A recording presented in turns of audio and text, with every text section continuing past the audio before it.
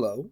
With the Kotor Remake by Aspire Media and Saber Interactive being paused for now, let us continue talking about what we really want from the Kotor Remake, if it ever happens. Knights of the Old Republic had 9 companions, one for each ring given to the kings of men. Oh wait, that's Lord of the Rings. From the staunch and uptight Jedi Bastila to the life-debt-owing, bowcaster-toting Wookiee Zalbar. We also had one flame snuffed out too soon in Trask. Oh, brilliant Trask, I will miss you telling us about how to use our weapons. You taught us how to unlock the security door of our hearts.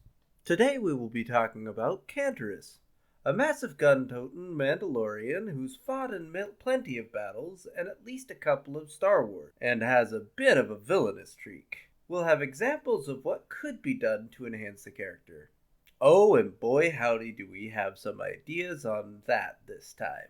Spoilers for Knights of the Old Republic and its sequel are going to be abundant ahead, so please listen only if you are willing to have the game spoiled or have played them. So what can we do with Canderous to make him better? Where does this character fall short?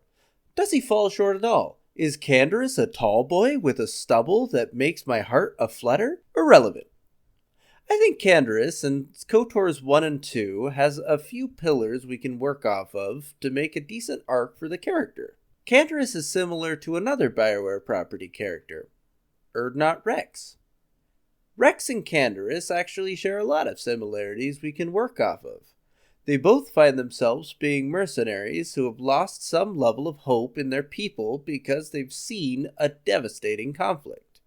With Canderous, this is the destruction at Malachor 5 and the subsequent sundering of its people, which is strangely an arguably better fate to Rex's people who are infected with an artificial sterility plague created by other races who were afraid of the rapid population booms of the Krogan. Salarians, geez, chill.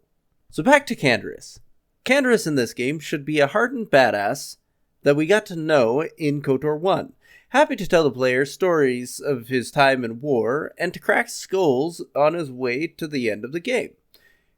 His grief of what happened to his people that he holds on to, though there will be a difference in the fact that he will express his grief of what happened to his people and he'll hold on to it, never really fully shaking it off, not showing weakness of course, but presenting himself as strong in the face of any. What stories or quests can we give to Canderous that will improve his story, though? A nice twin he wants to kill?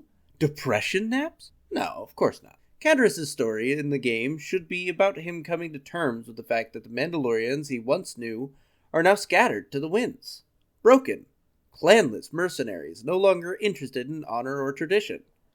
Thugs who do little more than bully defenseless people. Not looking for honorable fights, only looking for their next meal. Canderous is smart, becoming Mandalore the Preserver in the Sith Lords due to his abilities and leadership. I think he would realize that something had been guiding the Mandalorians to war, perhaps even perceiving that someone may have been influencing the last Mandalore from the shadows into attacking the Republic. Canderous wouldn't take that sitting down. He would find that something that brought him a lot of rage. The Mandalorians, these great people, battle-hardened and wonderful, ended by some hand that manipulated their leader, who was, by all accounts, strong, but was manipulated in a way that made them seem weak, made their people seem weak. What if Canderous is staying with you, not only for the thrill of battle, but because he thinks traveling the galaxy may lead him to clues as to who or what may have influenced his long-dead leader? A tale of vengeance and intrigue. We could also have it so that we use a little bit of The Mandalorian seasons 1 and 2 as inspiration for Canderous. I feel like the path that Din Djarin walks is very similar to Canderous in the way that Din Djarin almost feels like he is going to become the Mandalore and become the Mandalore in a way that is the preserver of the old ways. A person who brings the clans back together in a way that makes it so that they can exist with the rest of the galaxy.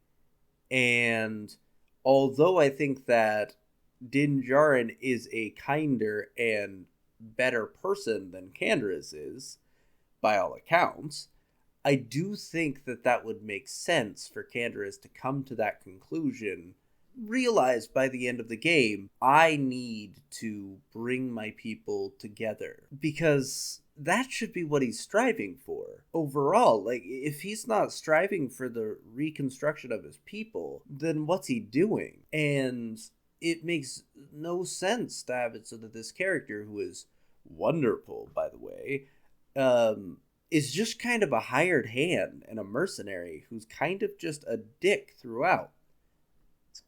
It's a waste of a character. And like, if you used it so that you bring the version of Kotor 1 closer to the version in Kotor 2, where he's Mandalore the Preserver and he's brought the clans together in the second one, and we see the start of that journey in this one, where he's a bit sad about the fate of his people. When he meets other Mandalorians, he gets irritated because they're not living up to their potential. I think that would be so much cooler and such a better path for Canderous overall. And in the Old Republic MMO, we're told about the Sith Empire at the fringes of space, a concerning entity that led to the fall of Malak and Revan. And I feel like Canderous, if he learned about that, even like hints of it, he would probably connect the dots, and you could have some interesting intrigue with that, where he's talking to your character, because you're eventually revealed to be Revan, but in a way that, like, maybe you don't figure out the exact thing that happened, but you figure out and prove that the Mandalorians were manipulated. Maybe it was higher ranked Mandalorians, and we get to see it where Canderous challenges these people and starts building up something, but we just don't know what. And he talks to them about meeting in one of the homelands or something like that. And we might get to meet one or two of the people who we meet in the Sith Lords, but in a way that, like, they are clearly not exactly the characters that they were yet, because all Mandalorians are filled with despair at this point.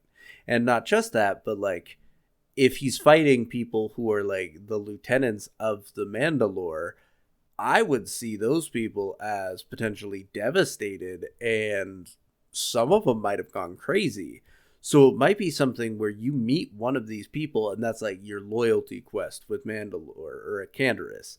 And it's the second or right hand man of the Mandalore, the old Mandalore, and it's something where you end up having to kill them, but by doing so, there is information revealed about something touching the Mandalorians from the shadows and pushing their fate towards annihilation.